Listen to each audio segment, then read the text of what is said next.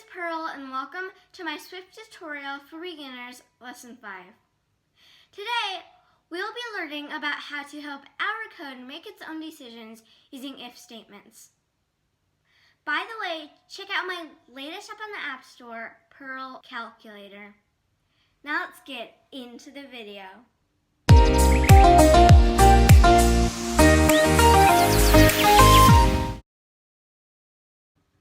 Okay, so on my screen here I have a playground with some code that I have written, and that's where I'm going to be starting with today.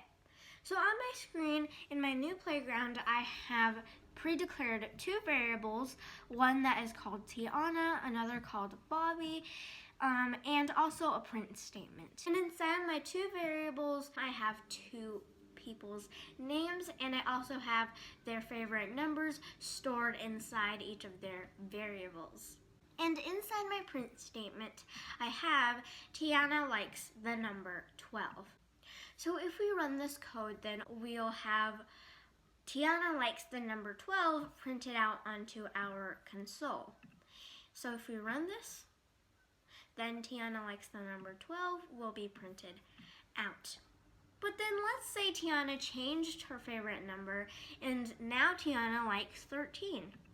If we run this code, then obviously we would still have Tiana likes the number 12 printed out. But what we actually want is we want our code to print Tiana likes the number 13, or basically we want our code to print Tiana's favorite number, right? So how would we do this? Well, there is one way. It's using if statements. So let's learn how to declare an if statement. So I'm just going to delete my print statement right here, and I am going to write if, and I'm going to select the second option I have, and Xcode will basically give us the structure. So when you declare your if statement, you're first going to type in if for if, and then your condition. After your condition, you'll want to type in two curly brackets, and inside those two curly brackets, you'll write the code that will run if your condition is true. So let's fill in these placeholders. For the condition, I'll just write Tiana equals 13. Oh, and by the way, we will learn about these comparison operators later into the video, so don't worry about that for now. And then let's write some code. Let's say we want to print Tiana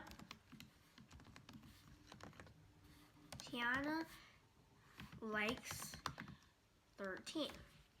So now if we go ahead and review our code, this is what our computer would read when it sees these three lines. If Tiana equals 13, then print Tiana likes 13. So if we run this code, then because Tiana equals 13, our print statement here will run. So right here, Tiana does like 13. But if we change Tiana's favorite number to another number, then we will not have Tiana likes 13 printed out onto our console. And we can also add more conditions to our if statements, and we can add more conditions using the else if clause. So to declare an else if clause, you'll just want to write else, then if, and then again your condition. So let's say Tiana equals 14. And then inside these two curly brackets, you'll just want to write some code. Let's say Tiana likes 14. So it's basically the same thing as an if statement, except you just add an else in front of your if. So now if we run this code, then our computer would first evaluate if Tiana likes 13, and if Tiana likes 13 is false, then it would go on to our second statement or our second condition, and it would check if Tiana equals 14. And if Tiana does like 14, then it will print what is inside these two curly brackets. And we can add more conditions, so we can just copy and paste. And you know, we could just change the code and change this condition. But for now, we'll just have two conditions. And let's run this code and check this out. And now Tiana likes 14 will be printed out. The second to last thing I want to talk about is the else clause. And what the else clause does is it's basically like the default code that runs if all the other conditions on top of it are not true. Let me show you what I mean. So to declare an else clause, you'll just want to write else and then two parentheses. And inside these two parentheses, we can write some code. So let's say Tiana likes numbers. So right here, let's change Tiana's favorite number to let's change it to 20. So now if we did run our code, then first our computer would check if Tiana likes 13. Tiana does not like 13. Then onto our else if clause, Tiana does not like 14.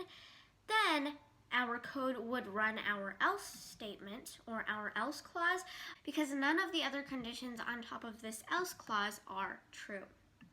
And so if we run our code, then we would have Tiana likes numbers printed out onto our little section over here. And the final thing we need to learn about is comparison operators.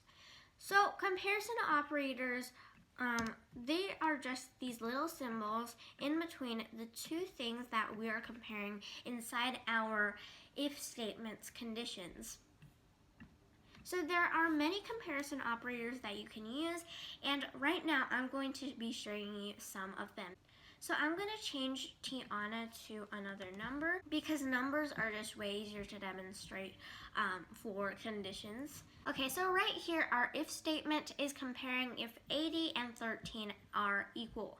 But we do not have to compare if two things are equal. We can also compare if two things are greater than each other, less than each other, and you can even compare if two things are different from each other.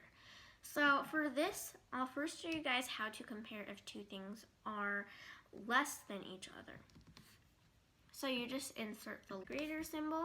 So now our code is comparing if 80 is greater than 13. And to compare if 13 is bigger than 18, you just want to use the less than symbol. And now we have it. And for comparing if two things are different from each other, you just want to use the exclamation mark, then an equal sign. And now you are comparing if 80 and 13 are different from each other. And you can also use two conditions in your if statement. So I'm just going to copy and paste this condition and insert it into this if statement. And to compare two conditions, you want to use these long pipes, these horizontal pipes, or you can use the and symbol twice. And for the first option, using these pipes, I like to call them pipes, I'll change this condition up a bit, and let's say we want to compare if 80 is equal to 13 too. So now what these pipes are doing they are saying if one of these two conditions are true, then run the code inside these two curly brackets.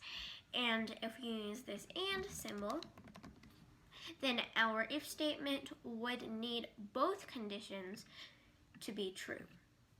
That's about it for this video. Thanks for watching, and please share this video if it was useful for you. Please like, comment, and subscribe, and see you in the next video.